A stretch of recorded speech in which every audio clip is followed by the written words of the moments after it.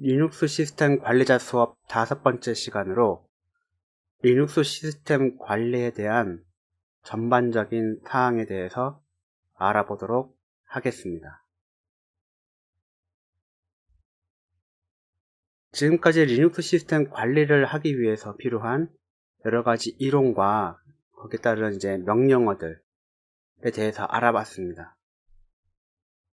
그런데 이렇게 생각해보면 그런 명령어들을 그러면은 어떻게 활용을 하느냐, 어떻게 리눅스 시스템을 운영하는 데 있어서 그 시스템을 관리하기 위한 어떤 시발점이라고 해야 되나요? 어떻게 그 시스템을 평가를 해서 이런 명령어도 쓰고 저런 명령어도 쓸지, 그런 것들에 대한 어떤 평가 기준 같은 게 필요합니다. 리눅스 시스템을 관리한다는 거는 단순하게 그냥 하드웨어를 새로 넣거나 아니면 사용자의 요청을 받아서 이렇게 하는 것도 있지만, 리눅스 시스템 자체가 24시간 꺼지지 않는 서버로서의 역할을 하기 때문에 과연 이 서버가 과연 잘 작동하고 있는가, 혹은 문제가 없는가, 문제가 있다면 어떻게 볼 것인가, 이런 것들이 굉장히 중요합니다. 사실 리눅스 시스템 관리를 한다는 거는 이런 관점이 매우 중요해요. 리눅스 시스템이 과연 잘 작동하고 있는지, 혹은 문제는 없는지, 이런 것들을 평가할 수 있어야지만 리눅스 시스템 관리자라고 할 수가 있는 거죠.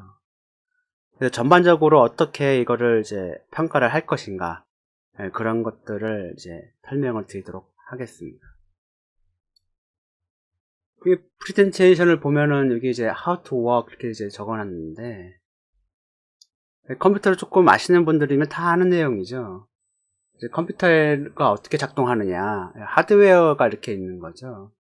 그래서 보면 컴퓨터라고 부르죠. 이거는 CPU가 있는데, CPU는 컴퓨터, CPU가 하는 역할이 연산을 하는 겁니다. 연산. 그걸 컴퓨터라고 불러요. 연산을 하는 것이 CPU라는 하드웨어가 될 거고, 메모리는 주기억 장치라고 부르죠. 주기억 장치라고 부릅니다.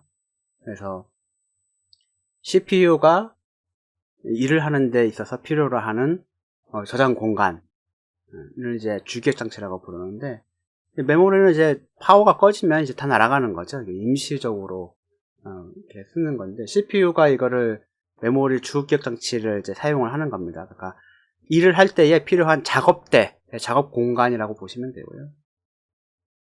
그 다음에 스토리지가 있는데, 이거 하드디스크를 말하는 거겠죠. 이거를 보조 기억 장치 이렇게 부릅니다.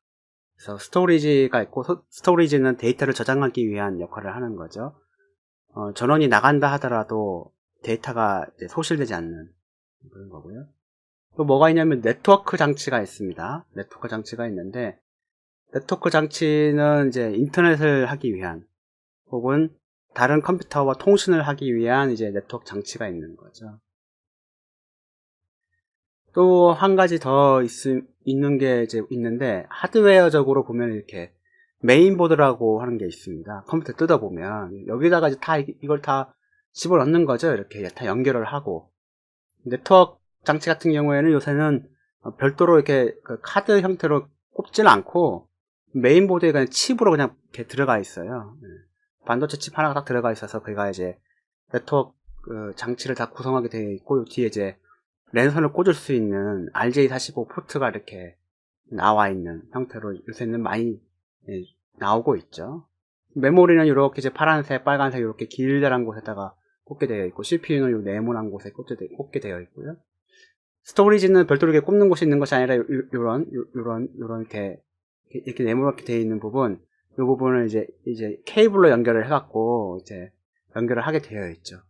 그래서 메인보드가 하는 역할은 모든 이런 장치들을 연결해 주는 건데, 연결만 하는 것이 아니라 연결을 해서 데이터가 왔다 갔다 할 수 있는 그런 그런 공간, 이동 방법, 그런 길 같은 거를 만들어 주는 거죠. CPU가 메모리를 통신한다 그러면 어차피 메인보드를 거쳐서 갈 수밖에 없어요. 그렇죠? 그리고 스토리지에 있는 데이터를 가지고 읽어야 된다 할 경우도 역시 메인보드에서 이렇게 거쳐서 갈 수밖에 없는 거죠.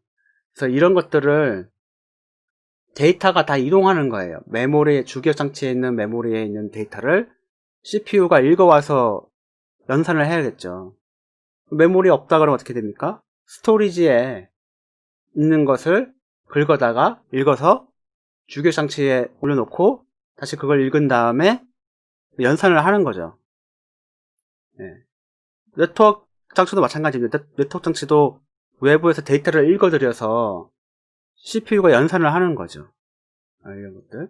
그래서 이런 장치들 사이사이에서 뭔가 데이터를 읽고 쓰고 하는 작업들을 IO라고 부릅니다. IO, 인풋, 아웃풋. 이런 거를 IO라고 불러요. 데이터들은 항상 IO가 발생하게 되어 있습니다. CPU가 연산을 하는 과정에 있어서도 항상 데이터가 왔다 갔다 이렇게 하게 되어 있죠. IO는 항상 발생해요. 항상. 그 IO를 담당해주는 부분이 이렇게 메인보드라고 보시면 됩니다. 그래서 컴퓨트, 메모리, 스토리지, 네트워크, IO 이렇게 되어 있죠. 그러면 각각의 이런 장치들이 어느 부분에서 얘가 사용하고 있는지, CPU가 연산을 많이 하고 있어, 이런 거를 볼 수 있으면 좋잖아요. 메모리를 현재 어느 정도 많이 쓰고 있다. 스토리지는 현재 얼마만큼의 저장 공간을 사용하고 있다. 네트워크는 현재 어느 정도의 속도로 다운로드 속도, 업로드 속도가 나오느냐, 이런 걸 알면 좋잖아요. IO도 마찬가지입니다. IO도 어느 정도의 IO가 많이 발생하고 있느냐, 이런 것들을 보통 이런 5개의 이렇게 분리를 시켜놨는데, 이게 5개 정도의 이런 하드웨어적인 움직임이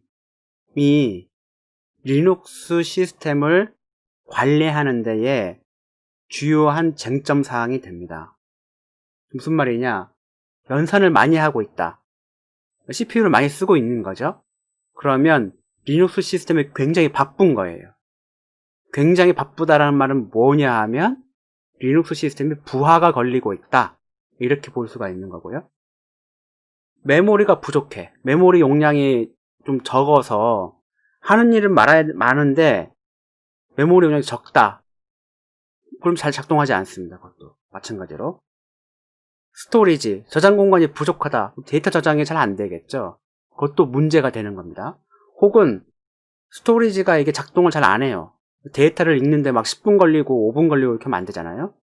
뭐 굉장히 작은 파일, 10메가 파일을 읽는데도 막 30초 걸리고 막 이렇게 하면 뭔가 문제가 있는 거죠. 그렇죠? 네트워크, 속도는 나는 뭐 광랜을 비싼 돈 주고 신청했는데 뭐 1메가, 2메가 이렇게 안 나와요. 그것도 문제가 있는 거죠. 더 큰 문제는, 가장 큰 문제는 뭐냐 하면 CPU, 메모리, 스토리지, 네트워크 이런 것들이 뭔가 굉장히 바쁘게 움직이고 부족하고 이런 것들은 뭐 크게 굉장히 영향을 주지 않는데, IO가 굉장히 몰릴 경우에는 굉장히 심각한 문제를 초래할 수 있습니다. 왜냐하면 이 CPU가 데이터를 읽어와야 되는데 읽어오는데 굉장히 오래 걸려요. 그 말은 뭡니까? IO가 굉장히 오래 걸린다는 거거든요. 그러면 CPU는 그 IO가 다 완료돼서 데이터를 다 읽어야지만이 돌아가는데, 읽어드리는데 시간이 너무 오래 걸리면 CPU는 그만큼 기다려야 된다는 겁니다. 다른 일을 안 해요. 얘는 명령어 하나를 딱 치면 데이터를 읽어라, 딱 이렇게 명령어를 딱 내리면 CPU는 이 데이터를 읽어야 돼요. 읽어야 되는데 문제는 뭐냐 하면 그 읽는 와중에 다른 일을 할 수가 없습니다. CPU는. 그러면 다른 것들을 다 안 하고 다 제쳐놓고 그 읽는 데만 집중을 하는 거예요. 그런데 데이터를 읽는데 너무 오래 걸려. 그럼 CPU가 어떻게 됩니까? 기다려야죠. 다 읽어드릴 때까지. 다 읽어드릴 때 기다려야 돼요. 다른 일을 못하면서 다 기다려야 돼. 이런 게 이제 그 IO 지연 현상 같은 걸 말하는 건데, IO가 만약에 이렇게 지연이 되거나 오래 걸린다 하면 시스템이 굉장히 불안한 겁니다. 그리고 효율이 좋지 않은 거예요. 그거를 이제 부하라고 부르는 건데, 뒤로 넘어가면서 조금씩 하나씩 알아보도록 하겠습니다. 각각의 이 영역에서 어떤 명령어를 통해서 알아볼 수 있는지 한번 그것도 천천히 앞으로 알아보도록 할게요. 자, 컴퓨터죠. 컴퓨터면 이제 CPU라는 하드웨어가 일을 하는 거를 하는 겁니다. 그거를, 그러면 CPU를 얼마만큼 사용하고 있냐? 이거를 알기 위한 명령어들은 이게 두 가지 정도가 있어요. 탑 명령어가 있습니다. 탑 명령어는 이제 실시간으로 현재 시스템의 상태를 보여주는 명령어입니다. 굉장히 중요한 명령어고 굉장히 자주 쓰이는 명령어입니다. 외우기도 쉽잖아요. TOP, 탑 그냥 외우면 되니까. 그러면 CPU를 얼마만큼 사용하고 있는지 뿐만 아니라 프로세스 그리고 로드, 그러니까 부하가 얼마만큼 걸리고 있으며 메모리를 어떻게 사용하고 있는지까지 다 나오는 명령어입니다. 그래서 종합적으로 얘가 판단할 수 있는 명령어예요. 그래서 굉장히 자주 쓰이고요. MP state라고 이제 명령어가 있는데 이거는 이제 sys state라는 이제 패키지를 설치를 해주면 됩니다. 그렇게 하게 되면은 이제 프로세서와 관련된 프로세서라는 말은 뭐냐 CPU입니다. CPU와 관련된 상태 통계를 이렇게 알려주게 되어 있습니다. 얼만큼 사용하고 있느냐 이렇게 이제 알려주게 되어 있는 거죠. 이 두 개 정도가 있는데 이 MP state는 이게 명령어를 쓰기 위해서는 이제 패키지를 설치를 해야 되잖아요. 기본적으로 이렇게 리눅스 시스템을 미니멀하게 설치를 하게 되면 얘가 설치가 안 돼 있어요. 근데 탑은 무조건 설치되어 있습니다. 이건 무조건 있어야 돼요. 무조건. 모든 리눅스, 모든 배포판에는 이게 기본적으로 다 깔려 있습니다. 다 깔려 있기 때문에 요것만 잘 사용해도 많은 거를 알 수가 있습니다. 실제로 한번 해볼게요. 자, 테스트 시스템에 접속을 했고요. 탑 이렇게 치시면 자, 이게 갱신이 되고 있죠? 화면이 바뀝니다. 그죠? 그래서 화면이 바뀌는데 이거는 3초에 한 번씩 갱신되게 되어 있어요. 기본적으로 갱신되게 되어 있고 여기 보면 CPU 이렇게 보입니다. 이렇게 그죠? 이렇게 보입니다. 이 CPU가 있고요. CPU 사용이 얼마만큼 되고 있느냐를 보여주고 있는 거예요. 이게 그죠? 종합적으로 보여줍니다. 이 CPU가 지금 이만큼 이제 사용하고 있다라는 걸 보여주고 있죠. 근데 보면 CPU도 여기 보면은 뭐 US, sys, 뭐 NI, ID, 뭐 WA, HA 뭐 이렇게 나눠져서 이렇게 보여준단 말이에요. 그냥 종합적으로 몇 % 쓰고 있다 이렇게 안 보여줘요. 얘는. 그러면 이게 뭐냐 이렇게 되는데 간단하게 말해서 여기에 보이는 이 ID가 뭐냐면 아이들입니다. 아이들이에요. 아이들은 뭐냐면은 그냥 쉬고 있는 거. 아이들을 하게 되면 그냥 CPU가 사용하고 있지 않은 그렇게 놀고 있는 그런 퍼센티지를 말을 하는 겁니다. 그래서 이 아이들이 낮다, 매우 낮다라는 말은 뭐냐면은 CPU를 다 사용하고 있다는 거예요. 그때는 이게 US라든지 SI라든지 이런 것들이 굉장히 많이 올라갑니다. 굉장히 많이 올라가요. 이런 것들이.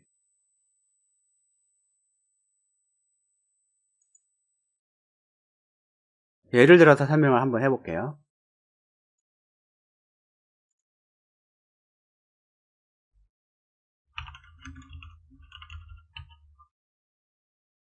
네, 지금 이렇게 yes 명령어를 썼죠? 예전에 한번 보여드린 적이 있습니다. 설명할 때, 프로세스 설명할 때. yes 명령어를 쓰게 되면은, 자, 이런 식으로, 지금 CPU가 쓰는 걸로 나와요. 보면. 자, 아이들이 없죠? 그쵸? 아이들이 지금 0으로 되어 있고요. CPU가 지금 쓰고 있는데, 아이들이 나머지 WA가 지금 굉장히 많이 올라가고 있어요. 그렇죠? 올라가고 있다는 말은 뭡니까? CPU를 연산을 뭔가 하고 있다. CPU가 굉장히 바쁘게 일을 하고 있다. 이렇게 보시면 됩니다.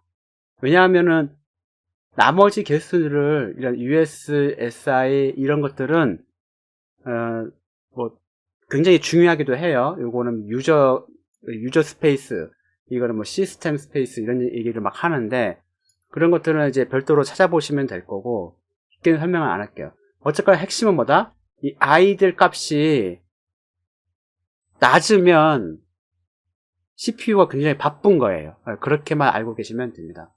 그리고 아랫부분을 이렇게 보면은 현재 시스템에서 작동하고 있는 프로세스들이 이렇게 쭈르륵 나옵니다.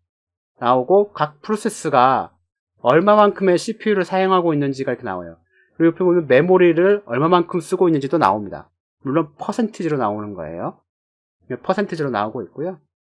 이렇게 가만 둬 보면 이런 식으로 S가 지금 33.7% 이렇게 막 쓰고 있다. 시야가 바뀌고 있는 거죠.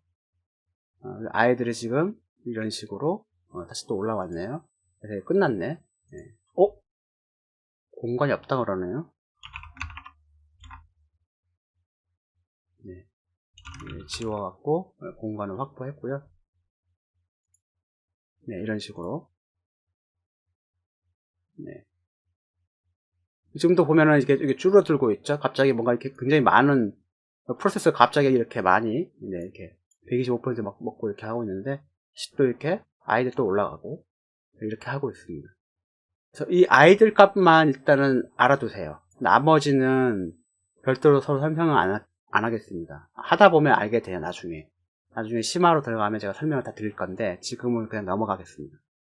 그리고 보면은 이렇게 로드 에버리지라는 게 또 보입니다. 로드 에버리지 보면 이렇게 숫자가 높아요. 이렇게 지금 6에서 지금 떨어지고 있죠. 5.51 이렇게 되고 있고 3 이렇게 되어 있는데 이거는 지금 로드 에버리지가 이 숫자가 높으면 무슨 말이냐면은 부하를 말해주는 거거든요. 시스템에 부하가 걸리고 있다라는 것을 표시해 주는 겁니다.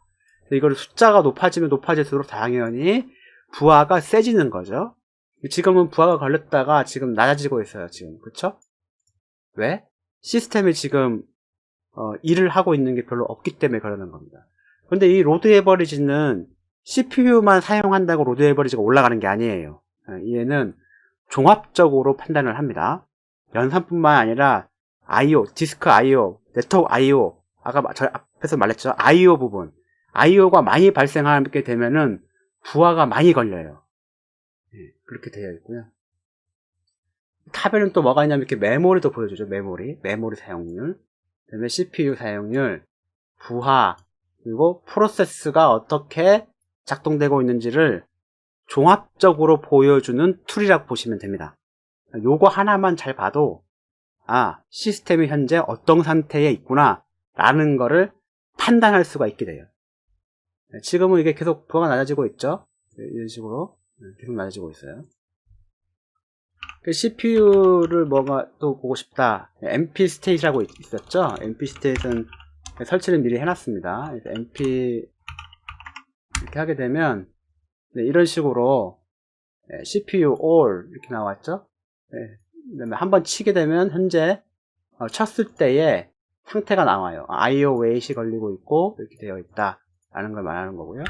요것도 한 이렇게 하게 되면 2초에 한 번씩 쭉쭉쭉쭉 나오게 하는 겁니다. 그러니까 아이들 값이 높다는 말은 CPU가 현재 이만큼 놀고 있다 이렇게 보시면 됩니다. 퍼센티지로 되어 있기 때문에. 나머지에 뭔가 이렇게 숫자가 올라간다는 거는 굉장히 CPU가 뭔가 일을 열심히 하고 있다는 걸 말하는 겁니다. 그래서 요 아이들 값이 낮다라고 하면은 뭔가 시스템이 굉장히 바쁘구나 이렇게 판단할 근거가 되는 거죠.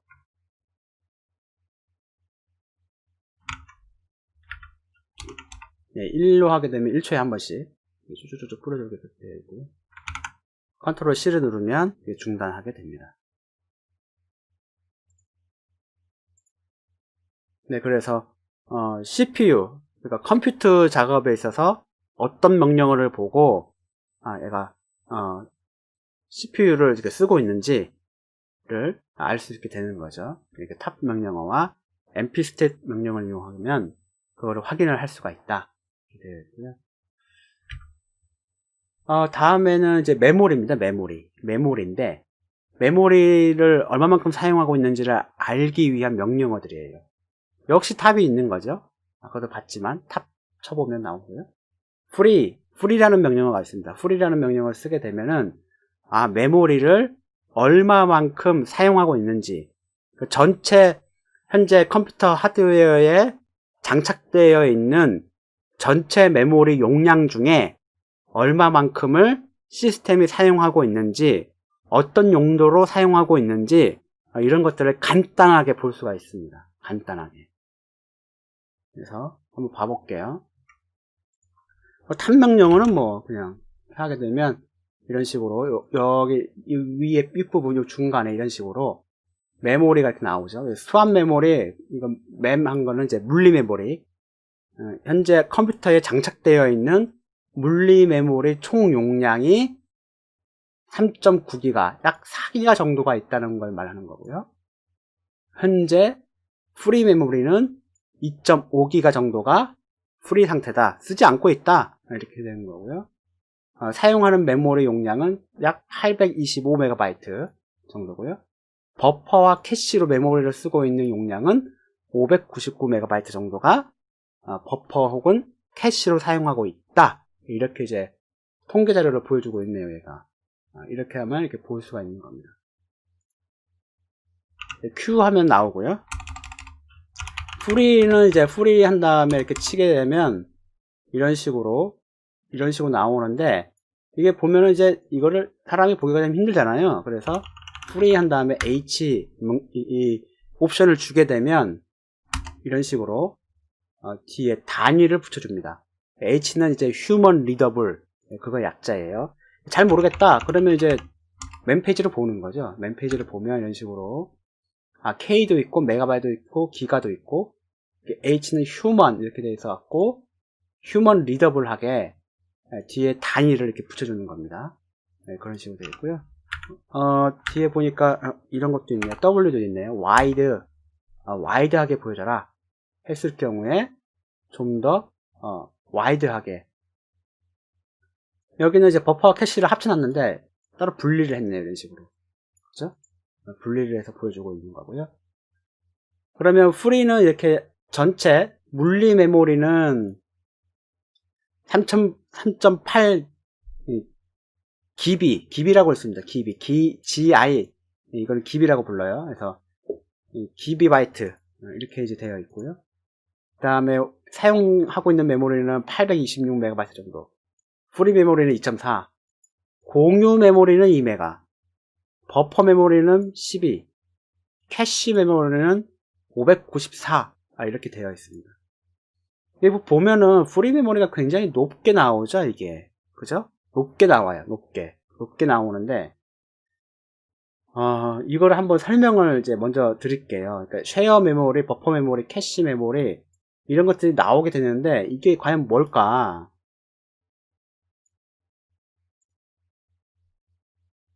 메모리는 이제 주기억 장치라고 부르죠. 주기억 장치고, 메모리는 반도체 소재로 되어 있습니다. 그래서 읽기 속도가 굉장히 빠르죠. 전기적 신호로 다 데이터를 처리하기 때문에 굉장히 빠릅니다.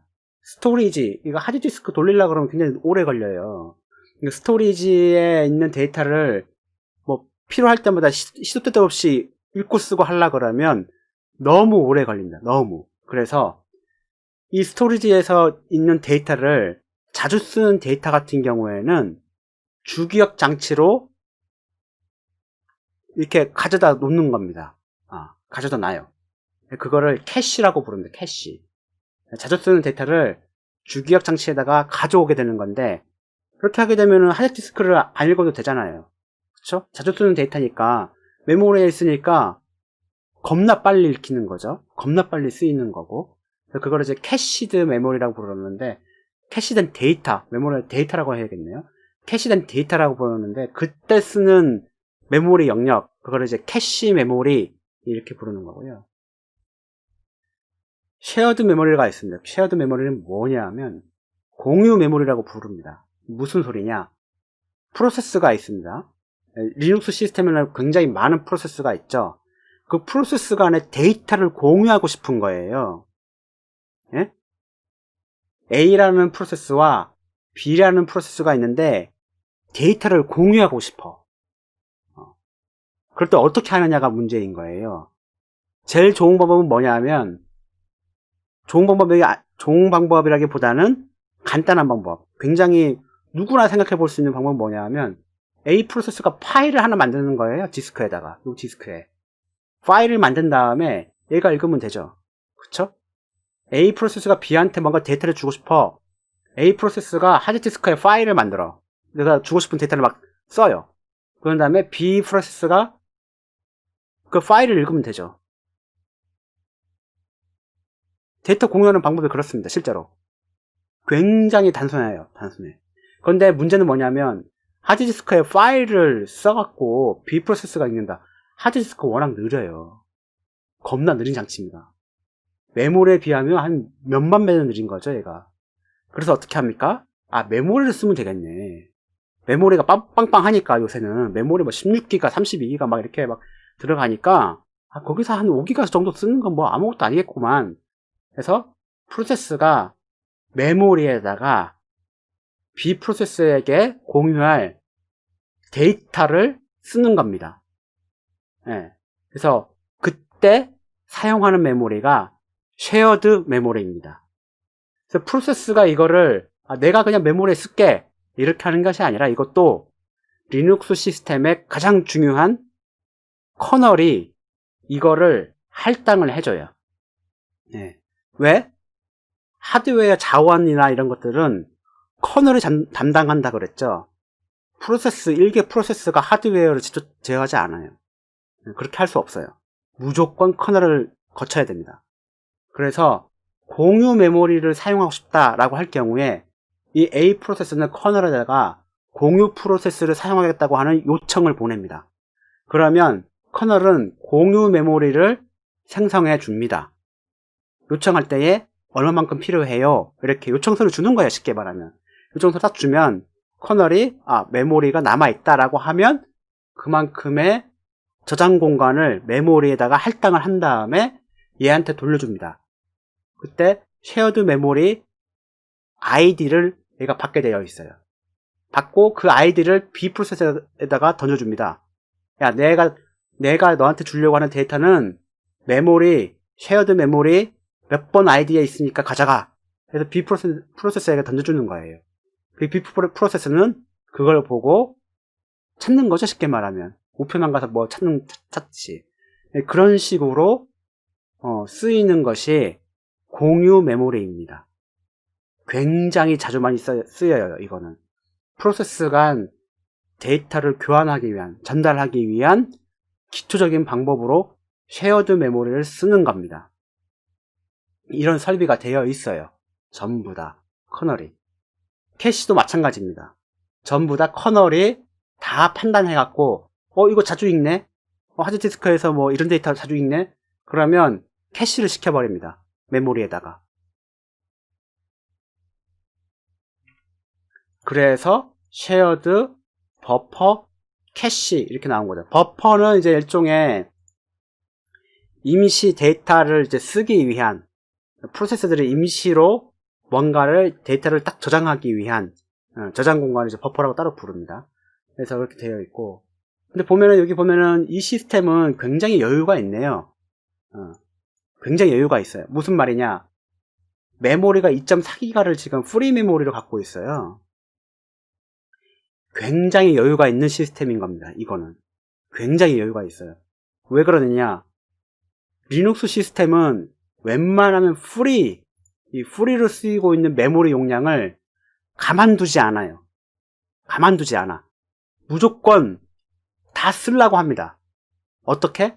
쉐어드 메모리 아니면 캐시 메모리로 다 쓰려고 해요. 메모리를 이렇게 남겨두지 않습니다. 전체 4기가 정도의 메모리가 있다 그러면 많이 남겨봤자 한 200메가, 100메가 이 정도밖에 안 남기고 나머지는 다 캐시 메모리를 씁니다. 왜? 그게 효율적이니까. 그게 효율적이잖아요. 그쵸? 주기억 장치, 메모리를 최대한 맥시멈으로 써야지만이 리눅스 시스템이 효율적인 거예요. 아니, 리눅스 시스템뿐만 아니라 모든 OS가 그렇게 써야지만이 굉장히 효율성이 좋은 겁니다. 자주 쓰고, 읽고 쓰고 하는 것들을 캐시로 다 만들어 놓는 거예요. 전부 다. 그렇게 하는 것이 굉장히 효율적인 OS거든요. 얘는 지금 어떤 영문인지는 잘 모르겠지만 프리 메모리가 지금 2.4기가나 지금 남겨놨어요. 그만큼 이 리눅스 시스템은 뭔가 메모리를 많이 쓰는 많이 필요로 하는 그런 프로세스가 작동되고 있지 않다라고 보는 겁니다. 대부분 여러분들 혹시 리눅스 시스템 쓰고 있다, 이거 한번 쳐보세요. 이거 한번 쳐보면 이 프리 메모리가 거의 없습니다. 거의 안 남아있어요. 실제로 운영되고 있는 시스템 같은 경우에는 거의 이 메모리가 거의 안 남아있습니다. 대신에 캐시, 버퍼 이런 것이 엄청나게 많이, 이게 기가바이트급으로 막 올라가 있는 경우가 있어요. 다 정상입니다. 정상이라고 내가 말하는 이유는 실제로 프로젝트 같은 데 투입돼서 이렇게 딱 가보면은 잘 모르시는 분들이 이걸 보고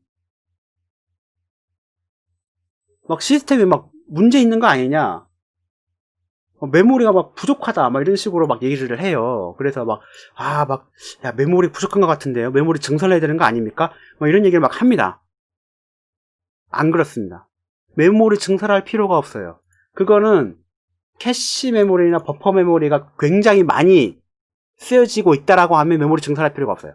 그런데 진짜 메모리가, 이게 프리 메모리가 적으면서 버퍼, 쉐어 메모리, 캐시 메모리도 굉장히 낮다, 이것조차도 낮다 하게 될 경우에는 메모리 증설을 고려해 볼 필요가 있겠지만, 대부분 리눅스 시스템의 이 프리 메모리는 거의 남아있지가 않아요. 그래서 이 영역에 남아있는 용량만 가지고 메모리를 증설한다 만다 이렇게 판단할 수 있는 근거는 없어요. 리눅스 시스템은 그렇게 작동합니다. 하여튼 메모리뿐만 아니라 어떤 CPU라든지 메모리 이런 자원들을 그냥 놀게 두지 않아요. 뭔가 무조건 다 쓰게 만듭니다. 리눅스 시스템은. 대표적으로 메모리가 그렇습니다. 메모리가. 그래서 이 프리 영역에 있는 이 용량이 매우 부족하다 해서 메모리를 증설해야 된다 라는 근거는 없어요. 리눅스 시스템은 원래 그렇게 작동하는 겁니다. 제가 이거 강조하는 이유가 그런 질문을 굉장히 많이 받아요. 리눅스를 잘 모르시는 분, 그리고 프로젝트를 관리하시는 분이 그냥 명령어 몇 개 알아갖고 딱 해봤더니 야, 메모리가 부족하잖아 이렇게 해서 허겁지겁 달려와서 야, 메모리 빨리 늘리라고 하는데 늘릴 필요가 없어요.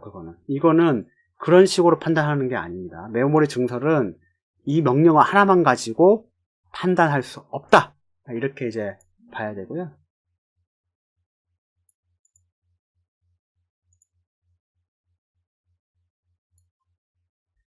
그리고 이제 캐시 메모리를 잠깐 설명을 드렸는데, 읽는 것만 캐시하느냐? 그렇지 않습니다. 쓰기도 캐시를 해요. 쓰기도. 써라 딱 하게 되면은 디스크에 그냥 바로 쓰지 않습니다. 그렇게 되면은 디스크가 쉬질 못해요. 그리고 IO가 굉장히 느리다 그랬죠? 느리게 되면 어떻게 됩니까? CPU가 그거만큼 기다려야 되거든요. 그러니까 어떻게 합니까? 써라 하게 되면 그냥 메모리에 그냥 갖고 있다가, 쉽게 말하면 이제 물 웅덩이, 수조 같은 거예요. 수조 같은 건데, A 프로세스, B 프로세스, C 프로세스가 리눅스 시스템에 있는 많은 프로그램들이 디스크에 써야 될 데이터가 있다, 써라 하게 되면은 바로 쓰지 않습니다. 그냥 이렇게 수조 같은 데다가 다 쌓아놔요. 리눅스 커널이 메모리에다가 다 쌓아놓습니다. A 프로세서가 쓰는 데이터든 무슨 데이터든 다 쌓아놓은 다음에 그 수조가 딱 가득 찼다 라고 판단되면 그때 한꺼번에 디스크에다가 딱 써버립니다. 그렇게 작동합니다. 이걸 알 수 있는 대표적인 사례가 뭐가 있느냐? USB. USB를 컴퓨터에다 딱 꽂은 다음에 리눅스 시스템인데 윈도우 시스템은 다 똑같습니다. 윈도우 시스템에서 USB를 딱 꽂으면 뺄 때 어떻게 해야 됩니까? 장치 꺼내기 이런 걸 해야 되지 않나요? 그냥 뽑지 말라 그러잖아요. USB를. 왜 뽑으면 안 됩니까? 네, 데이터를 아직 다 쓰지 않았을 수도 있기 때문에 그런 거예요. 캐시된 메모리, 캐시 메모리에 USB에 저장해야 될 데이터가 남아있을 수도 있거든요. 바로 안 쓰기 때문에 그런 거예요. 장치 꺼내기, 안전하게 장치 꺼내기, 안전하게 장치 제거하기, USB 뺄 때 그걸 하라 그러죠. 그걸 하는 이유는 뭡니까? 그걸 딱 클릭하는 순간 캐시된 메모리에 캐시된 데이터를 USB에 바로 쓰게 됩니다. 바로. 그렇게 해서 USB가 가져가야 될 데이터를 안전하게 저장까지 다 마치고 USB를 딱 뽑아야 되는 거죠. 다 그렇게 작동해요. 왜? 디스크가 워낙 느리니까. 다 캐시로 작동을 하는 겁니다. 그러다 보니까 이런 캐시된 메모리, 캐시 메모리가 계속 증가할 수밖에 없어요. 계속. 굉장히 바쁘게 움직이는 시스템 같은 경우에는 이 캐시 메모리가 계속 증가할 수밖에 없어. 그러다 보면 프리 메모리가 계속 부족해져. 그런 식으로 이제 되는 거죠. 근데 얘는 지금 굉장히 이제 한가하게 놀고 있는 시스템이에요. 딱 봐도. 이게 이제 이만큼 남아있다? 토탈 메모리가 4기가 정도 되는데 한 2.5기가가 지금 아무것도 안 쓰는 겁니다. 아무것도. 그러면 얘는 뭐 아무것도 안 하는 시스템이에요, 사실. 네. 깡통 시스템. 이렇게 봐야죠.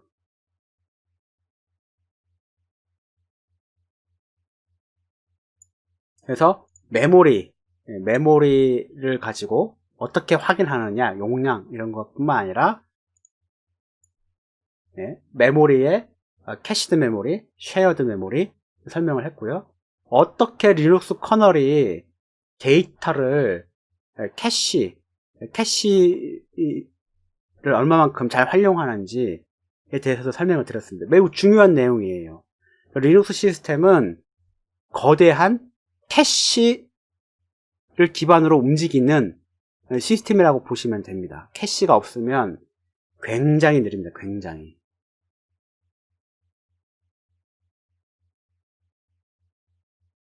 다음은 이제 스토리지인데 보조 기억장치, 하드디스크에 대한 거죠. 하드디스크에 대한 거는 사실 뭐 CPU나 뭐 그런 좀 연산이 있는 것도 아니고 뭐 그런 거 아니잖아요. 그래서 스토리지 같은 경우는 용량을 얼마만큼 사용하고 있냐 그런 것과 데이터 전송을 얼마만큼 하고 있느냐, 요게 이제 핵심이에요. 두 번째가 가장 큰 핵심입니다. 얼마만큼 사용하고 있냐, 이거는 뭐 시스템에 그렇게 영향을 미치지 않아요. 데이터를 저장 못하겠다, 이걸로 끝나라 버리는 거니까. 쉽게 말하면 그 시스템의 부하, 시스템에 굉장히 바쁘게 일하고 있다, 부하가 발생하고 있다 라고 하는 부분에 있어서는 데이터 전송 속도, 데이터를 전송을 하는데 얼마만큼 시간이 들어가느냐에 따라서 이게 그 부하가 결정이 되거든요. 그거를 IO, 왜냐하면 IO가 있었기 때문에 IO가 굉장히 중요합니다. 부하를 일으키는 것 중에 가장 큰 요소는 IO가 발생하는 거예요. 대량의 IO가 발생한다 그러면 리눅스 시스템은 굉장히 부하를 받게 됩니다. 그래서 스토리지 겁나 느리거든요. 주기억 장치에 비하면은 뭐 몇천만 배 느린 거예요, 얘는. 그래서 IO, 그러니까 데이터 전송을 굉장히 오래 걸릴 경우에 문제가 됩니다. 무조건. 그거는. 그러니까 스토리지 관련해 갖고 알아볼 수 있는 명령어가 이렇게 세 가지가 있습니다. DF 명령어가 있고요. IO state, 그다음에 IO top, 이게 이제 세 가지가 있습니다. DF는 이제 메모리의 free 명령어 같은 명령어입니다. IO state는 그야말로 IO 상태를 보여주는 거고, IO top은 그냥 탑 명령어인데 IO, 인풋, 아웃풋, 데이터가 읽어지고 쓰여지는 그 전송하는 데 들어가는 시간 혹은 양, 뭐 이런 것들을 탑 형식으로 보여주는 거죠. 요 세 가지 명령어가 있는데, 알아보도록 하겠습니다.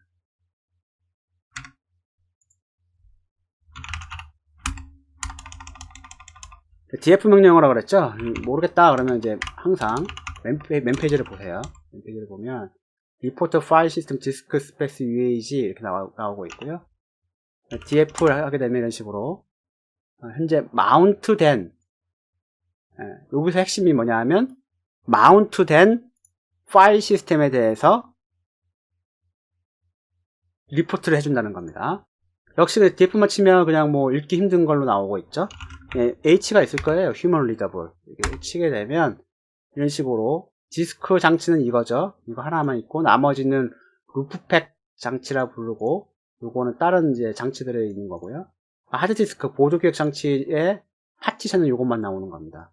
그래서 전체 29기가 사용하고 있는 건 11기가 쓰고 있고 활용 가능한 프리 영역은 17기가, 그래서 현재 41%의 사용률을 보이고 있다. 이렇게 보여주고 있는 겁니다. IOstat을 하게 되면 이런 식으로 현재 보면은 이제 TPS라고 나오고요.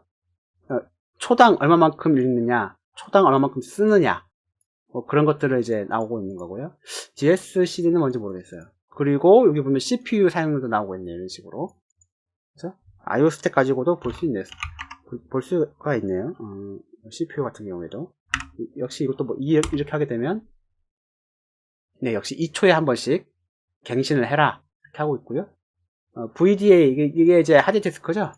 여기서 이제 쓰기가 발생하고 있다. 이만큼 킬로바이트니까 76킬로바이트 이런 식으로 이제 나오고 있는 거죠. 컨트롤 C 하고요. IO탑 하게 되면 없네요. 이거 설치하라 그러네. 설치하면 되죠 뭐.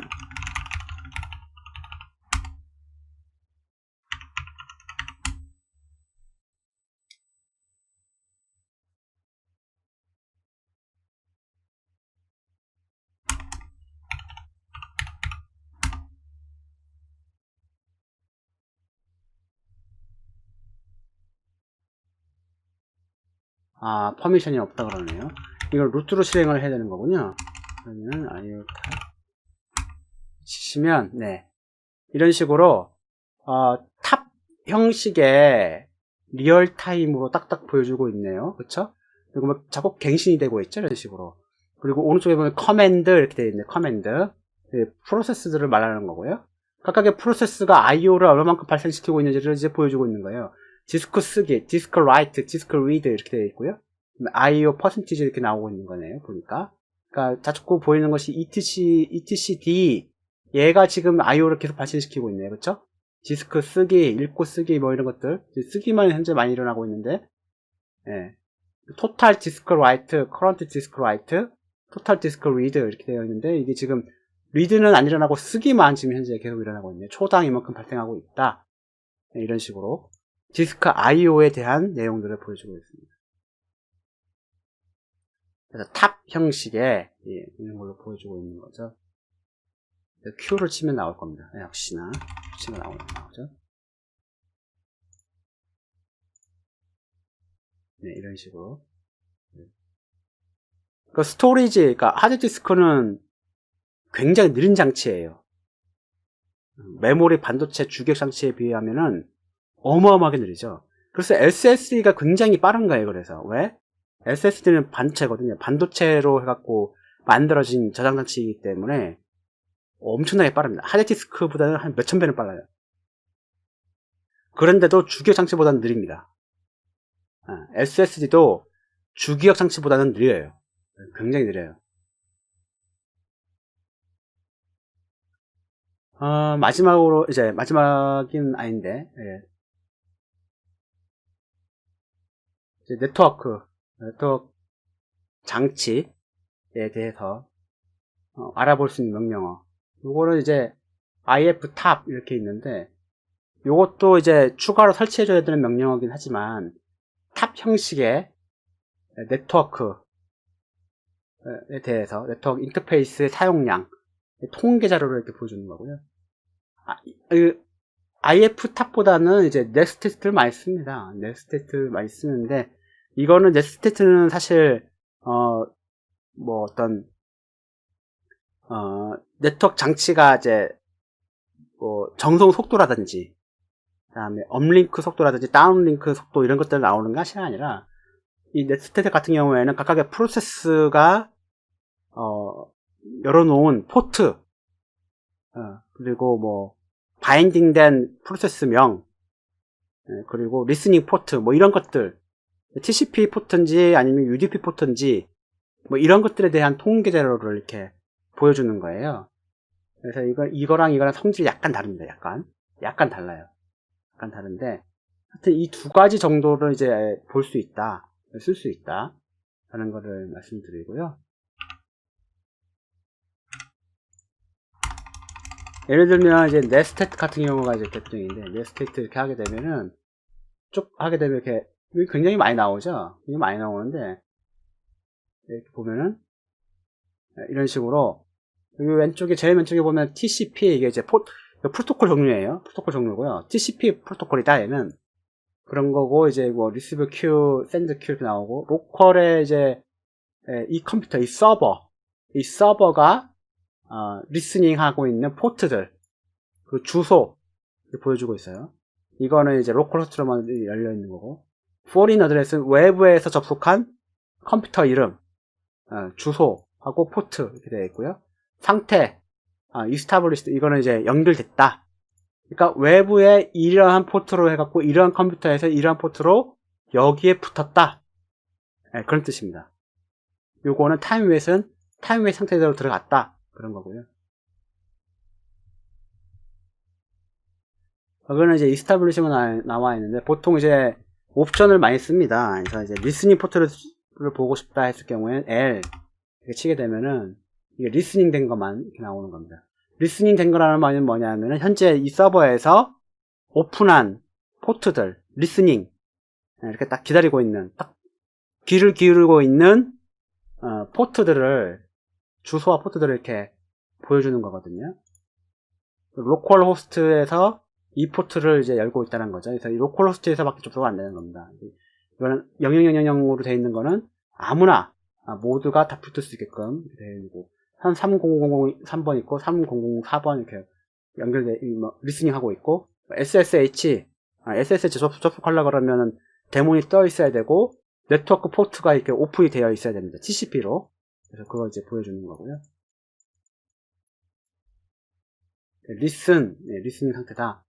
그리고 외부 어드레스, 그러니까 외부에 있는 뭐 컴퓨터나 그런 것들은 모두 다 모든 컴퓨터가 여기에 다 붙을 수 있다 이런 식으로 되어 있는 거예요. 그래서 그런 거를 보여주는 거죠. 상태들을 이렇게 쭉 보여주는 거고.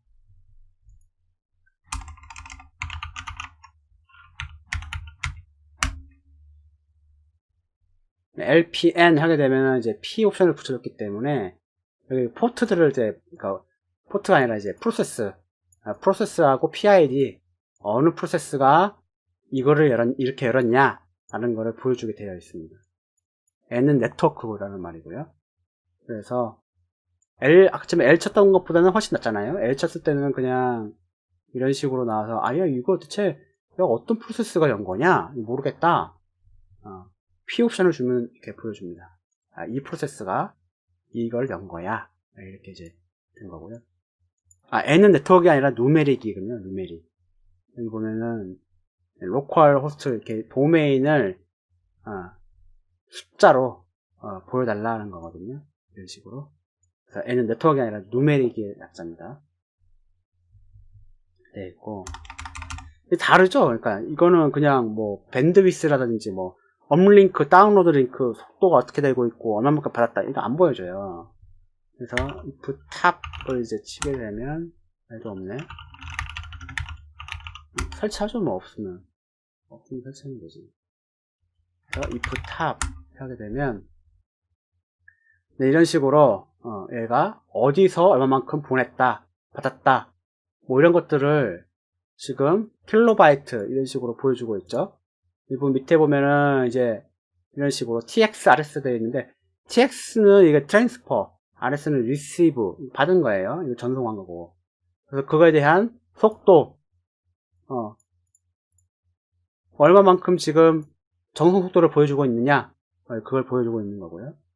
얘가 이제 2번 서버에다가 뭔가 날리고 있는 거죠.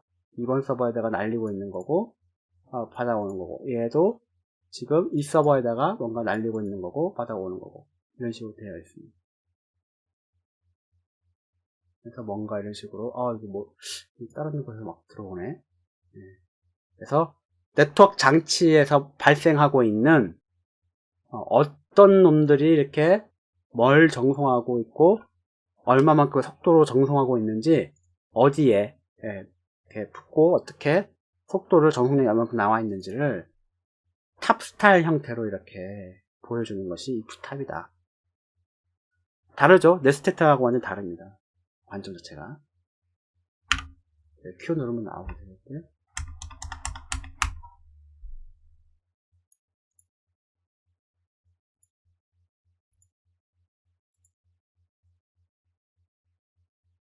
네, IO가 남았는데, IO가 굉장히 중요합니다. 굉장히 중요해. IO라는 말은 뭐냐, 통칭해서 말하는 건데, 데이터를 정송하고, 보내고 받고 하는, 그런 행위 자체를 통칭해서 IO라고 부릅니다. 통칭해서. 그러면 CPU가 뭔가 일을 하기 위해서는 데이터를 긁어와야 되거든요. 정송 받아야 돼요. 그러면 IO가 발생해야 된다는 거죠. 그러면 주기억 장치, 메모리에서 CPU로 데이터를 갖고 오는 것도 IO가 발생하겠네. 당연합니다. 하지만 그 IO는 크게 영향을 못 줘요. 왜? 초고속으로 움직이니까. 얘는 딜레이가 거의 없어요. CPU하고 메모리 사이에서의 딜레이는 거의 없습니다. 거의. 거의 없다고 보면 돼요. 크게 영향을 미치지 않아요. 그러면 어느 쪽에 IO가 영향을 가장 크게 미치느냐? 디스크 IO가 가장 크게 영향을 미칩니다. 제일 커요, 얘가. 디스크 IO. 어마어마하게 영향을 미칩니다. 어디에? 리눅스 시스템에. 뭘? 리눅스 시스템에 부하를 유발하는 것 중에 디스크 IO 굉장히 큽니다. 굉장히. 네트워크 IO 당연하죠. 네트워크 IO도 부하를 발생을 시킵니다. 굉장히 많이 발생시켜요. 특히 네트워크 IO가 발생한다는 말은 뭡니까? 무조건 데이터를 메모리에 받거나 아니면 디스크에 저장하거나 이렇게 하는 거거든요. 예를 들어서 기가바이트급 용량의 뭔가 파일을 다운로드 받는다고 칩시다. 그렇게 되면 어떻게 됩니까? 디스크 IO도 발생하고 네트워크 IO도 발생하는 거예요. 그거는 네트워크를 통해서 데이터를 받은 다음에 저장 장치에 저장을 해야 될 거 아니에요. 그럼 어떻게 됩니까? 디스크 쓰기 IO가 발생을 하는 거예요. 무조건 디스크 IO가 발생하는 거예요. 디스크 IO랑 네트워크 IO가 동시에 발생하는 거라서 이거는 굉장히 부담을 주는, 시스템에 부담을 주는 행위일 수밖에 없는 겁니다. 굉장히 느려요. 디스크 IO가. 굉장히 느립니다. CPU하고 메모리 인접해 있잖아요. 메인보드로. 초스피드로 움직여요. IO가 거의 발생 안 합니다. 문제는 뭐가 되느냐? 자, 로드 에버리지라고 부르는 게 있는데, 이게 부하를 말하는 거예요. 리눅스 시스템에서 리눅스 시스템에 부하가 걸리고 있어, 안 걸리고 있어, 이런 이야기를 많이 합니다. 실제로 그런 용어도 많이 쓰고, 실제적으로 그 부하를 유발하고 부하를 영향을 미치는 가장 큰 요인이 무엇이냐? 두 가지가 있습니다. 하나는 컴퓨터 작업이고 하나는 IO 작업이에요.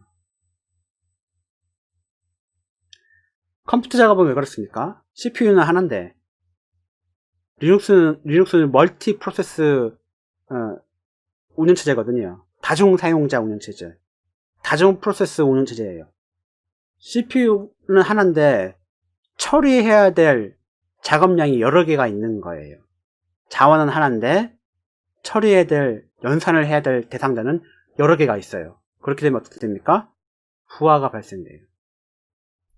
IO 데이터가 막 물밀듯이 이 프로세스 저 프로세스 여기저기서 막 들어와. 그러면 어떻게 됩니까? IO라는 게 옆에 보면 사진처럼 이렇게 고속도처럼 이렇게 한계가 있단 말이에요. 꽉 막혔죠, 이렇게 지금? 꽉 막혔어요, 고속도로가. 그쵸? IO가 이렇게 지체되는 현상이 발생합니다. IO가 발생했는데 지체되는 현상이 발생을 하는 거예요. 이걸 여기저기서 막 IO가 발생하면 IO가 지체되는 현상이 발생을 하는 겁니다. 이런 식으로 고속도로 막히는 뜻이. 연산 컴퓨터에서도 어떻게 됩니까? 여러 프로세스가 이것저것 다 계산해달라고 막 보채니까 어떻게 됩니까? 기다려야 되잖아요, 여러 사람. 이거 처리한 다음에 다음 거, 이거 처리한 다음에 다음 거, 이거 처리한 다음에 다음 거. 순차적으로 처리를 해야 되는데 막 대기 타고 있어, 막 길게 줄 서서 기다리는 거예요. 마치 은행 창구에서 숫자표, 대기표 뽑아갖고 앉아있는 것처럼 자꾸 밀리는 거죠. 그게 부하라고 부르는 겁니다. 은행 창구가 대표적인 거네요, 보니까. 그쵸? 은행 창구에 사람이 많아. 접수번호, 대기번호를 뽑았는데 대기번호가 막 대기자가 한 20명 있어요. 그럼 어떻게 됩니까? 그 은행 창구는 부하가 걸려있다. 아, 부하가 걸려있어. 이렇게 표현할 수 있는 거죠. 근데 은행 딱 가자마자 대기표 뽑지 않고 그냥 오세요. 그냥 오세요. 처음 들어오신 분이니까 그냥 오세요. 이렇게 하면요. 안 기다려도 되죠. 부하가 없는 거예요. 그쵸? 네. 그러니까 리눅스 시스템에서의 부하는 기다린다는 의미를 가지고 있습니다. 모두 다.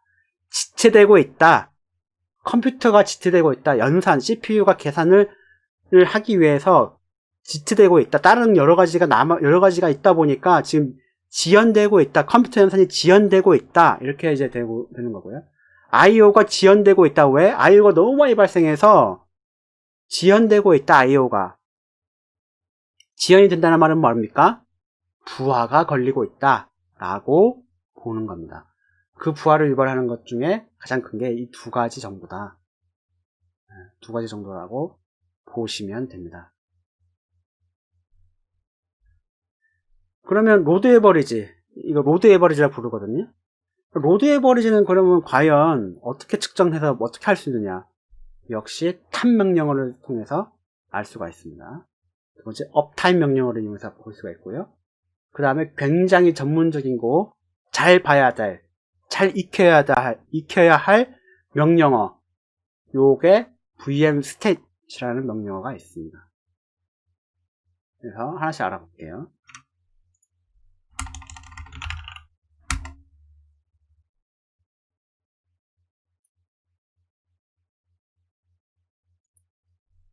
네, 탑 명령어를 치면 오른쪽 위에 이런 식으로 나오죠? 로드 에버리지 지금 0.81, 0.98 0점대예요. 무슨 말입니까? 부하가 없다는 겁니다. 은행 창구에 대기줄이 없다는 거예요. 대기줄이 없다는 거고요. 1로 올라갔네요. 대기줄이 있다. 대기줄이 하나씩 생긴 거예요. 이런 식으로. 네, 그렇게 보면 되고요. 네, 업타임을 치게 되면 현재 시스템을 부팅한 시간, 부팅해서 얼마만큼 흘렀나, 네, 그걸 이제 보여주는 명령어긴 한데 로드 에버리지도 같이 보여줍니다. 이런 식으로 타임을 하게 됩니다. 그렇죠? 네, 이런 식으로 보여주게 되어 있고요. 가장 핵심이 되는 것이 이제 vmstate 명령어인데, 이것도 인자값으로 숫자를 주게 되면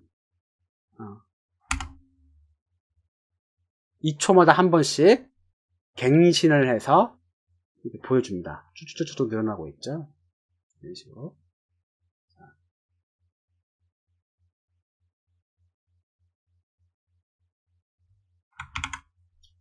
자, 화면을 보시면 앞에 이제 프록스라고 되어 있고요.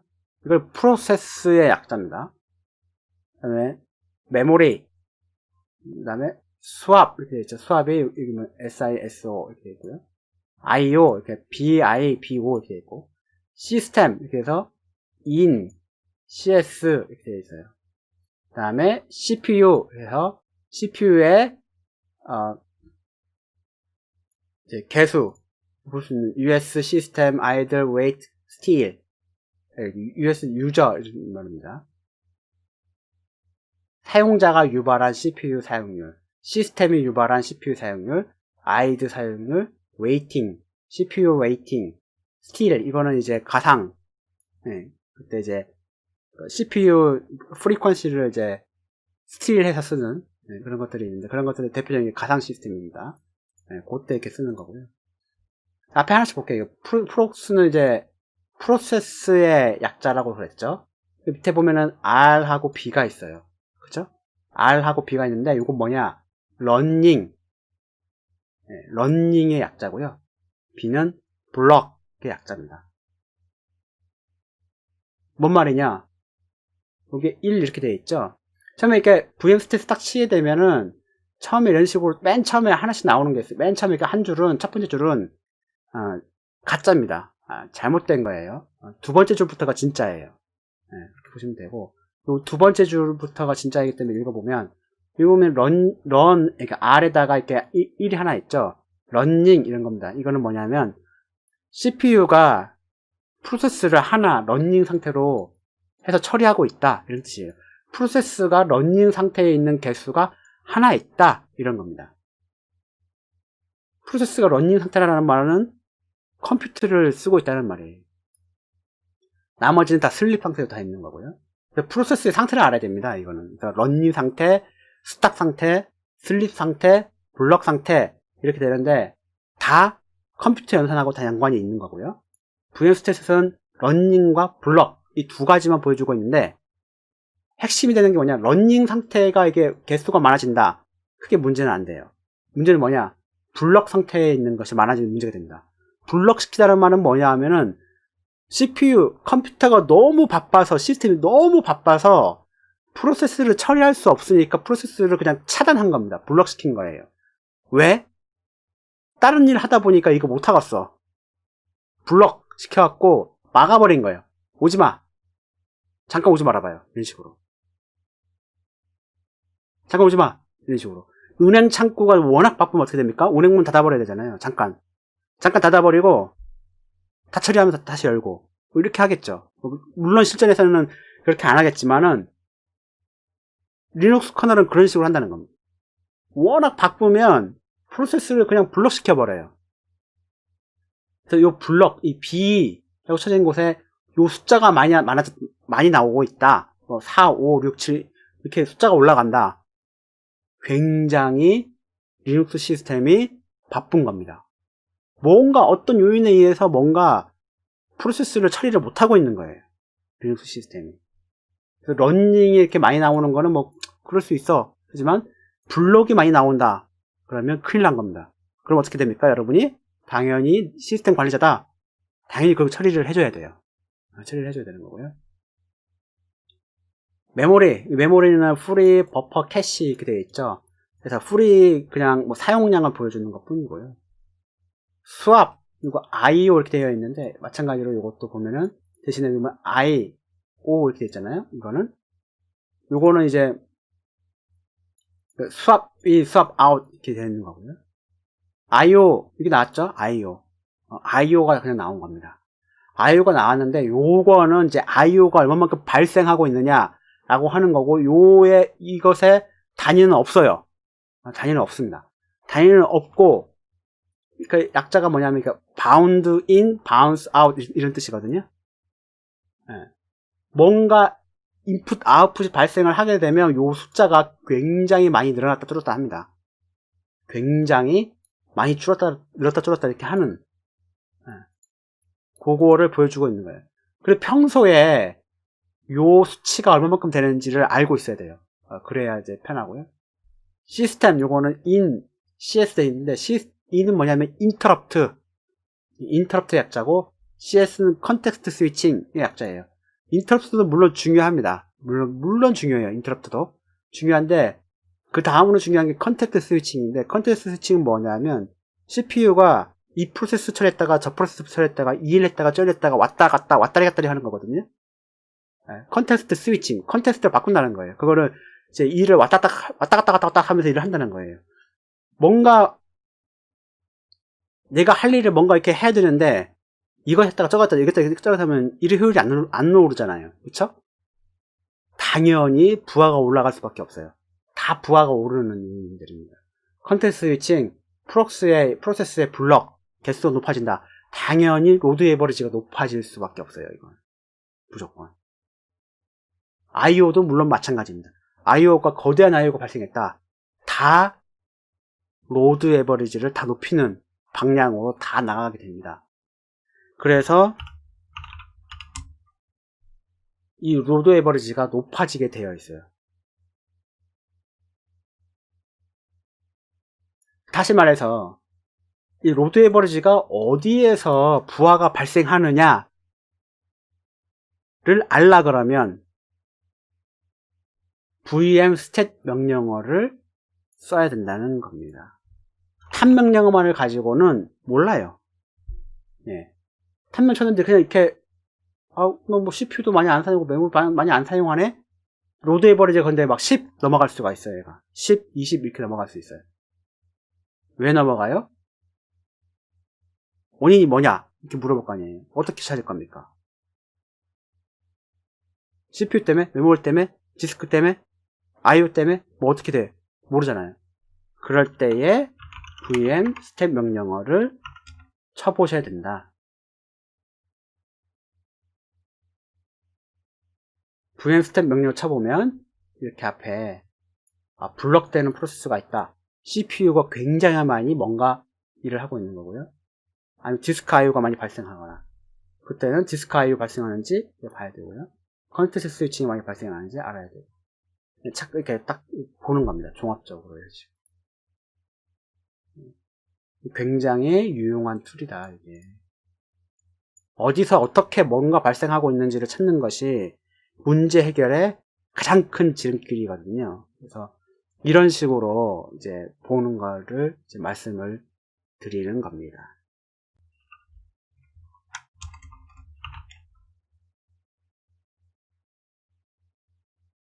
그래서 이제 오늘은 이렇게 시스템을 전반적으로 어떻게 얘네들이 어떤 장치가 어떤 상태를 보이는지 그리고 그런 상태가 리눅스 시스템에 어떻게 영향을 미치는지까지 얘기를 해봤습니다.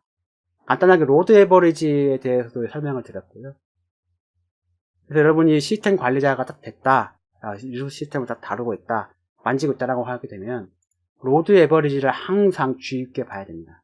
주의 깊게 봐야 되고, 그리고 로드 에버리지 앞에서 설명했던 각각의 그 영역에서 어떤 일이 벌어지고 있는지를 이렇게 다 보셔야 돼요.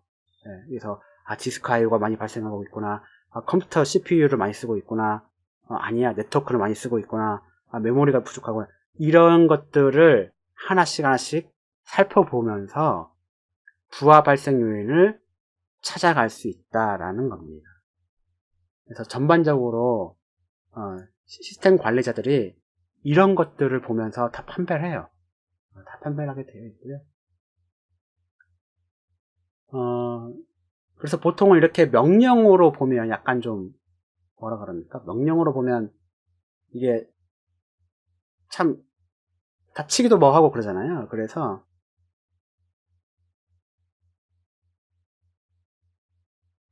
네, 이런 식으로 이제 그래프로 이렇게 시스템 상태를 그래프로 이렇게 보여주는 이런 소프트웨어 같은 거를 많이 씁니다. 그래서 CPU는 현재 이렇게 보고 있고, 메모리 사용률은 이렇게, 로드 에버리지 있죠? 로드 에버리지 있고, 메모리는 뭐 버퍼 캐시 프리 어떻게 사용하고 있다 이렇게 되어 있죠. 이거 보면은 메모리 토탈 메모리 값이 아마 토탈 메모리가 한 2기가 정도 되는데요. 2기가인데 현재 메모리 프리 메모리가 200메가 밖에 안 남았어요. 그죠? 200메가 밖에 안 남은 겁니다. 프리 메모리가. 캐시 메모리가 600MB 정도 쓰고 있고, 쓰고 있는 게 1기가 정도 쓰고 있는 거죠. 이런 식으로 되어 있고, CPU도 시스템 유전 나이스 인터럽트 뭐 이렇게 다 쪼개서 이렇게 다 보여주고 있고, 밑에 있는 건 토탈 값으로 이렇게 CPU 토탈로 얼마만큼 쓰고 있다. 아이들이 99% 놀고 있네, 시스템. 그쵸? CPU 안 쓰고 있는 거잖아요. 그쵸? 토탈 메모리 값. 토탈 메모리 값도 여기 보면은 얼마 중에 얼마만큼 쓰고 있다. 뭐 이렇게 보여주는 건데, 이 토탈 메모리는 그 프리 메모리 전체 2기가에서 프리 메모리를 뺀 거예요. 그러니까 캐시 버퍼를 다 합친 겁니다. 이거는 이렇게 되는 거고. 밑에 내려가면 이렇게 보면은 이제 컨텐트 스위칭, 인터럽트, 프로세스 포크 된 것들 보여주는 거고, 여기 보면 이제 러닝, 블럭, 러닝, 슬립 세 가지의 프로세스 상태에 대해서 보여주고 있고요. 블럭 됐다 그러면 빨간색으로 표시되게 되어 있어요. 여기. 그래서 아직 없네요, 블럭이. 시스템이 부하가 없는 거죠. 실제 시스템 부하 없어요. 이렇게 0점이 1도 안 가고 있으니까.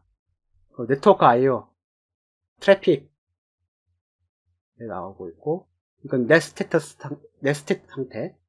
그래서 이스타블리시가 얼마, 뭐 리스닝이 얼마, 나머지 상태가 굉장히 많습니다. 이거 네트워크 공부를 하면 다 알 수 있어요. 프리니 웨이시 뭐고, 타임 웨이시 뭔지, 싱크 뭐 센트가 뭔지 다 알 수 있는데, 그거 별로 없죠. 나머지는 그냥 이스타블리시나 리스닝 제일 많고, 그 다음에 디스크 사용량, 루트 디스크죠. 슬래시 하나만 있는 거는 루트 디스크예요. 29.3GB 쓰고 있다. 아직 뭐 경고 받을 만큼 쓰고 있진 않네요. 그렇죠? 꽂혀 있지 않고. 디스크 IO가 읽기가 7.95MB 일어났네. 요즘에. 그렇죠? 이런 것들. 이렇게 그래프로 이렇게 대부분 리눅스 시스템 관리를 한다 그러면 그래프로 이런 식으로 이제 주로 이렇게 그려놓기도 합니다.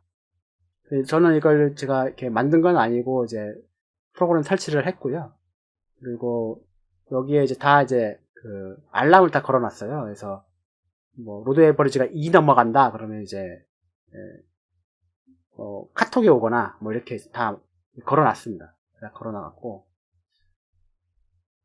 되어 있는 거죠.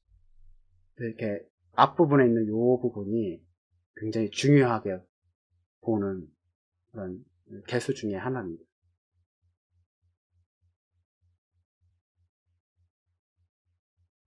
네, 그래서 오늘은 리눅스 시스템 관리, 전반적인 관리를 어떻게 하기 위한 이런 뭐 측정할 수 있는 각각의 자원이라든지 이런 하드웨어에 대한 측정할 수 있는 명령어, 그리고 종합적으로 어떤 식으로 판단을 해서 관리를 하는지에 대해서 알아봤습니다.